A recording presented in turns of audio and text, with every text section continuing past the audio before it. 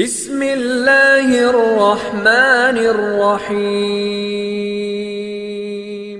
السلام علیکم ورحمۃ اللہ وبرکاتہ۔ الحمد للہ رب العالمین والعاقبۃ للمتقین والصلاة والسلام علی اشرف الانبیاء والمرسلین وعلی آلہ واصحابہ اجمعین، اما بعد۔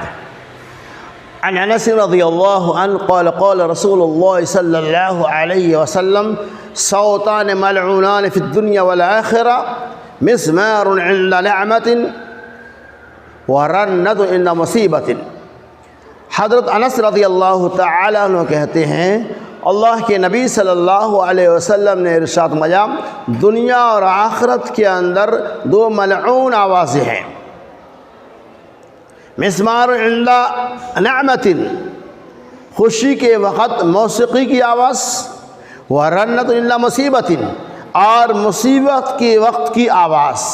نبی علیہ السلام اس حدیث پاک کے اندر دو آوازوں کے بارے میں فرمایا کہ دو آوازیں ملعون ہیں، یعنی دو ایسی آوازیں ہیں جسے اللہ تبارک و تعالیٰ پسند نہیں کرتا۔ پہلی آواز کے بارے میں فرمایا مسمار عند نعمہ، خوشی کے حاصل آ جانے کے بعد، مالداری کے آ جانے کے بعد آدمی کیا کرتے ہیں؟ موسیقی کو سنتا ہے، گانے کی آوازوں کو سنتا ہے، یا گانے کے آلات کا استعمال کرتا ہے۔ تو اللہ کی فرماتے ہیں کہ نعمت حاصل کیے جانے کے بعد خوشی کے وقت موسیقی کی آواز اور مصیبت کے وقت کی آواز، یعنی جب مصیبت کا مطلب یہ ہوتا ہے کہ آپ کے کوئی پریشانی آ گئی، یا عام طور پہ رشتہ داروں میں کسی کا انتقال ہو جاتا ہے، تو آدمی ان کے انتقال کے بعد، ان کی جدائی کے بعد صبر و تحمل کے بجائے چیخ کر، چلا کر آواز نکالتا ہے، چیختا ہے، پکارتا ہے، اور وہاں آوازیں کستا ہے۔ تو اللہ کے رسول فرماتے ہیں مصیبت کے وقت،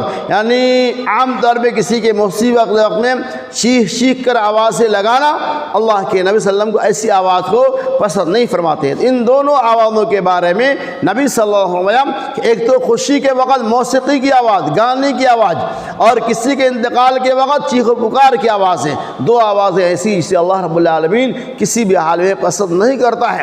یعنی اگر نعمتیں آ جائیں، اللہ کی طرف سے دولتیں آ جائیں، تو ہمیں شکر گزاری کرنی چاہیے، نہ کہ خوشی کے موقع سے ہمیں گانے کا استعمال کرنا چاہیے، گانے کی آواز کو سننا چاہیے۔ اور جب کوئی مصیبت اللہ کی طرف سے آئے تو وہاں ہمیں صبر کرنا چاہیے، نہ کہ ہمیں اس مصیبت کے اوپر اپنی آواز کو نکال کر چیخ کر آواز نکالنی چاہیے۔